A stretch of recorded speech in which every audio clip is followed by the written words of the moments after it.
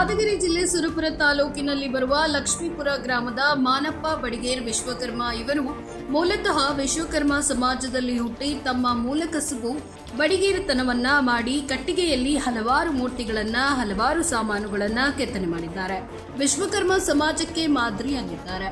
ಮೂಲತಃ ಇವರು ಸರ್ಕಾರಿ ಕೆಲಸದಲ್ಲಿ ಕೆಲಸ ಮಾಡ್ತಿದ್ದಾರೆ. ಆದರೆ ತಮ್ಮ ಕುಲ ಕಸುಬನ್ನ ಮರ್ತಿಲ್ಲ. ತಮ್ಮ ವಿಶ್ವಕರ್ಮ ಕುಲ ಬಾಂಧವರಿಗೆ ಒಂದು ಕಿವಿ ಮಾತನ್ನ ಹೇಳ್ತಿದ್ದಾರೆ. ನಾವು ನಮ್ಮ ಕಸುಬನ್ನ ಬಿಡಬಾರದು. ನಮ್ಮ ಹಿಂದಿನ ಹಿರಿಯರು, ನಮ್ಮ ಹಿಂದಿನ ತಲೆಮಾರಿನವರು ನಮಗೆ ದಾರಿದೀಪವಾಗಿದ್ದಾರೆ. ನಾವು ಮುಂದಿನ ಯುವ ಪೀಳಿಗೆಗೆ ಮಾದರಿಯಾಗಬೇಕೆಂದು ಮಾಧ್ಯಮದವರ ಮುಖಾಂತರ ವಿಶ್ವಕರ್ಮ ಕುಲ ಬಾಂಧವರಿಗೆ ಮನವಿಯನ್ನ ಮಾಡಿಕೊಂಡಿದ್ದಾರೆ. ವರದಿ ಹನುಮಂತರಾಯಗೌಡ, ಯಡಿಯಾಪುರ, ನ್ಯೂಸ್ 26 ಕನ್ನಡ, ರಾಯಚೂರು.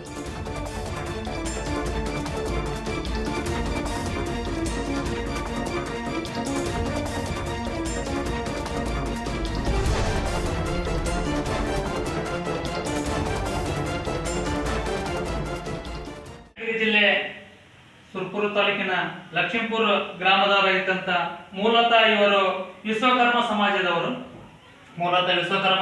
ವಿಶ್ವಕರ್ಮ ಸಮಾಜದವರು ಮೂರ್ತಿ ಕೆತ್ತನೆಯಲ್ಲಿ ಅವರು ಒಂದು ಕೈ ಮೇಲಗೈ ಎಂಬುದು ಒಂದು ಇವಾಗ ಮನುಷ್ಯನಿಗೆ ಬಲಗೈ ಹೆಂಗೆ ಆ ತರ ಮೂರ್ತಿ ಕೆತ್ತನೆ ಮಾಡೋದ್ರಲ್ಲಿ ವಿಶ್ವಕರ್ಮ ಜನಾಂಗದವರು ಬಲಗೈ ಇದ್ದ ಹಾಗೆ ಅವರು ಯಾವುದೇ ಮೂರ್ತಿಗಳಾಗಲಿ, ಯಾವುದೇ ವಿಗ್ರಹಗಳಾಗಲಿ, ಯಾವುದೇ ಒಂದು ಕೆಲಸದಲ್ಲಾಗಲಿ, ಒಂದು ಮನೆಯ ಸಾಮಾನು ಮಾಡೋದಾಗಲಿ ಎಲ್ಲದರಲ್ಲಿ ಒಂದು ಎತ್ತಿದ ಕೈ ಇದ್ದಾರೆ.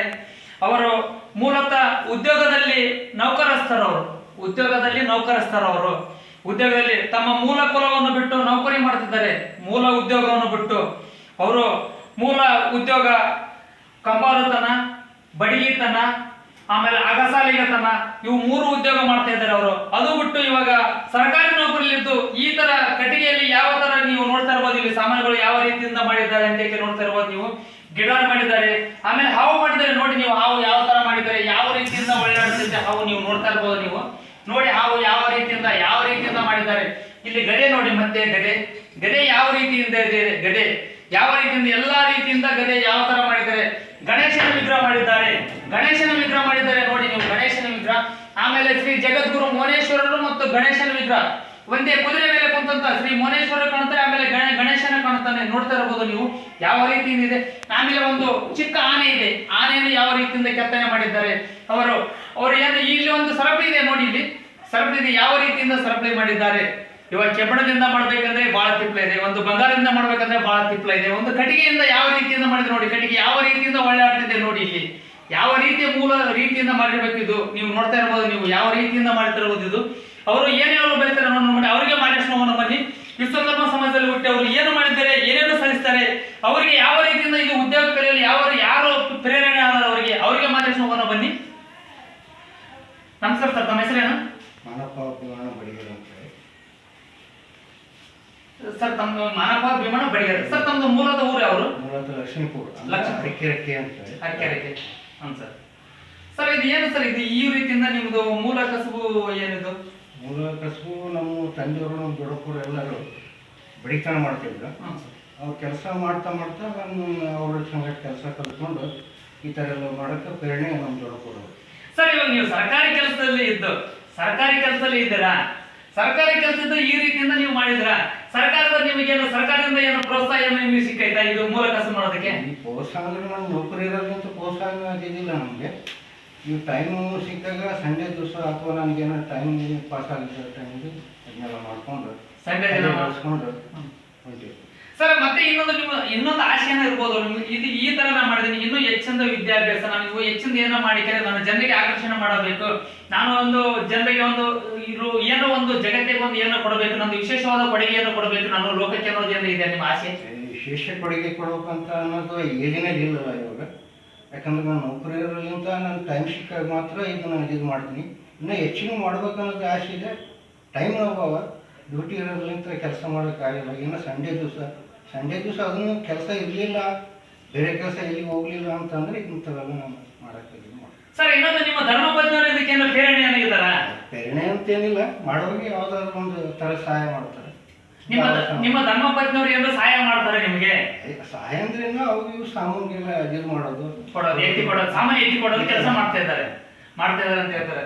ಇಲ್ಲಿ ನೋಡ್ತಾ ಇರ್ಬೋದು, ನಾನು ಭಾನುವಾರ ಸೂಟಿಯ ರಜಾ ದಿನದಲ್ಲಿ ನಂದು ಸರ್ಕಾರಿ ಕೆಲಸದ ಇರುವ ಟೈಮಿನಲ್ಲಿ ನನಗೆ ಟೈಮ್ ಪಾಸ್ ಆಗೋ ಟೈಮಿನಲ್ಲಿ ನಾನು ಈ ರೀತಿಯಿಂದ ನನ್ನ ಮೂಲ ಕಸಬನ್ನು ನಾನು ಬಿಟ್ಟಿಲ್ಲ, ನನ್ನ ಮೂಲ ಕಸಬು ನಾನು ಬಿಟ್ಟು ಕೊಡೋದಿಲ್ಲ.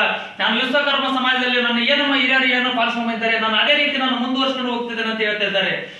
ನಾನು ಮುಂದೆ ಯಾವತ್ತಾದರೂ ನಾನು ವಿಶ್ವಕ್ಕೆ ಒಂದು, ಜಗತ್ತಿಗೆ ಒಂದು ನಾನು ಪ್ರೇರಣೆಯಾಗಿ ನಿಲ್ಲುತ್ತೇನೆ. ನನ್ನ ಸಮಾಜಕ್ಕೆ ನಾನು ಪ್ರೇರಣೆಯಾಗಿ ನಿಲ್ಲುತ್ತೇನೆ.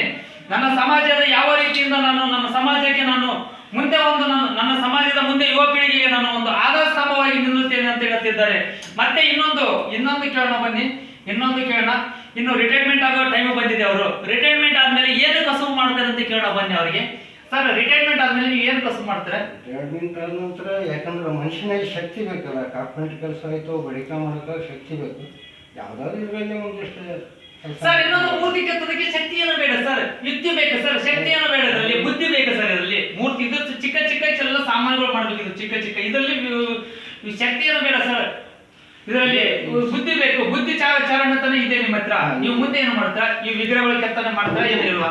ಮಾಡ್ಬೇಕನ್ನೋ ಒಂದು ಕಲ್ಪನೆ ಇದೆ, ಆದ್ರೆ ಟೈಮ್ ಮತ್ತು ಮುಂದೆ ಮಾಡ್ತಕ್ಕಂಥ ಕೆಲಸಗಳಲ್ಲಿ ಅಲ್ಲಿ ಏನು ನಮ್ಮ ಸಮಾಜದಲ್ಲಿ ಇದಿರ್ತೋ ಆ ಥರ ಒಬ್ಬರು ಮಾಡ್ತಾ ಇದ್ದೀವಿ ಅಂದ್ರೆ ಅದರಲ್ಲಿ ಅವ್ರ ಸಹಕಾರ ಮತ್ತು ನಮ್ಮ ಸಹಕಾರಲಿಂತ ಮಾಡ್ಬೇಕು ಅನ್ನೋ ಉದ್ದೇಶ.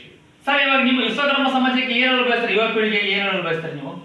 ಯುವ ಪೀಳಿಗೆ ಕಸುಬಿನಲ್ಲಿ ಏನಿಲ್ಲ ಅಂತೇಳಿ ಅವ್ರು ಬೇರೆ ಕಸುಬನ್ನು ಮಾಡ್ಕೊಂತ ಹೊಂಟ್ರೆ, ಯಾವುದೋ ಒಂದು ಬಿಸ್ನೆಸ್ಸು ಅಥವಾ ಯಾವುದೋ ಒಂದು ಕಿರಾಣಿ ಅಂಗಡಿನ ಈಗ ಮಾಡಬೇಕು. ಮೂಲತಃ ಈಗ ನಮ್ಮ ಕಸುಬು ಇದನ್ನು ಬಿಡಬಾರ್ದು, ನೋಡ್ಕೊಂಡು ಅವ್ರವ್ರ ವೇಗಿದ ಪ್ರಕಾರ ಮಾಡ್ಕೊಂಡು ಹೋದ್ರೆ ಅವ್ರ ಇದಿದೆ.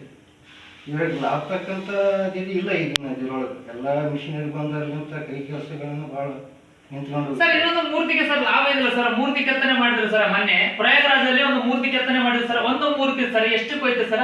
5,80,000 ಒಂದು ಚಾಮುಂಡಿ ವಿಗ್ರಹ 5,80,000 ಹೋಯ್ತು ಪ್ರಯಾಗರಾಜ್ನಲ್ಲಿ ಸರ್. ಅದು ಕೆತ್ತನೆ ಮಾಡಿದ ಮೂರ್ತಿ ಅಲ್ವಾ? ಇವಾಗ ಮಾಮೂಲಿಯಾಗಿ ನಾನು ಇನ್ನೂ ಮಾಡಿರ್ತಕ್ಕಂಥ ಮೂರ್ತಿನೇ, ಅದು 5,80,000 ಹೋಯ್ತು ಸರ್. ಹೆಂಗ್ ಲಾಭ ಇಲ್ಲ ಅಂತ ಹೇಳ್ತಾರೆ ನೀವು? ಅವೆಲ್ಲ ಮೆಟೀರಿಯಲ್ಸು ಅವೆಲ್ಲ ತರ್ತಕ್ಕಂಥ ಕಲ್ಲುಗಳು ಅವ್ರು ಮಾಡಿಸ್ತಕ್ಕಂಥ ಅವ್ರು ಇದ್ರ ಮೇಲೆ ಹೋಗುತ್ತೆ. ಯಾಕಂದ್ರೆ ಸಾಕಷ್ಟು ಜನ ಮಾಡೋರಿದ್ದಾರೆ. ಅದರಿಂದ ಅವ್ರಿಗೆ ಒಬ್ಬೊಬ್ರಿಗೆ ಸಿಗ್ತ ಕೆಲಸ, ಒಬ್ಬೊಬ್ರಿಗೆ ಸಿಗಲ್ಲ. ಅವ್ರವ್ರ ಯೋಗ್ಯ ಪ್ರಕಾರ ಕೆಲಸ. ಅಂದ್ರೆ ಇವಾಗ ನೀವು ಹೇಳ್ತಿರೋದು, ನಾವು ಒಳ್ಳೆ ರೀತಿಯಿಂದ ನಾವು ಕೆಲಸ ಮಾಡಿದ್ರೆ ನಮ್ಮ ಹತ್ರ ಗ್ರಾಹಕರು ಬರ್ತಾರೆ ಅನ್ನೋ ರೀತಿ ನೀವು ಹೇಳ್ತಾ ಇದ್ದೀರಾ. ಇದು ನೀವು ನೋಡ್ತಾ ಇರ್ಬೋದು. ನೀವು ನಾನು ವಿಶ್ವಕರ್ಮ ಸಮಾಜದಲ್ಲಿ ಹುಟ್ಟಿದ್ದೇನೆ. ನನ್ನ ವಿಶ್ವಕರ್ಮ ಸಮಾಜಕ್ಕೆ ಮುಂದಿನ ಪೀಳಿಗೆ ನಾನು ಹೇಳ್ತಾ ಇದ್ದೇನೆ, ನೀವು ಯಾವುದೇ ರೀತಿಯಿಂದ ಬೇರೆ ಬಿಸ್ನೆಸ್ ಮಾಡ್ತಾ ಇದ್ದೀರಾ. ನಮ್ಮ ಸಮಾಜ ಮಾಡಿರ್ತಕ್ಕಂಥ ಬಿಸ್ನೆಸ್ ನಾವು ಅಗಸಲಿತನ ಮಾಡಿದ್ದೇವೆ, ಕಂಬಾರತನ ಮಾಡಿದ್ದೇವೆ, ಬಡಿಗೆತನ ಮಾಡಿದ್ದೇವೆ. ನಮ್ಮ ಮೂರು ಮೂಲ ಕಸುಬು ಇದಾವೆ.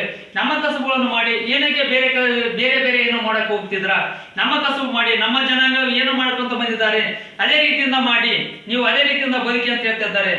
ಇವಾಗ ನೋಡಿ, ಇಲ್ಲಿ ನೋಡ್ತಾ ಇರ್ಬೋದು ನೀವು, ಮಾನಪ್ಪ ಬಡಿಗ್ಯಾರ್ ಲಕ್ಷ್ಮೀಪುರ ಅವರು ಯಾವ ರೀತಿಯಿಂದ ಮೂರ್ತಿ ಮಾಡಿದ್ದಾರೆ, ಯಾವ ರೀತಿಯಿಂದ ಕೆಲಸ ಮಾಡಿದ್ದಾರೆ. ನಾನು ರಿಟೈರ್ಮೆಂಟ್ ಆದ ಮೇಲೆ ನನ್ನ ಮೂಲ ಕಸಬು ನಾನು ಬಿಡುವುದಿಲ್ಲ, ನಾನು ಬಡಿಗೆತನನೇ ಮಾಡುತ್ತೇನೆ.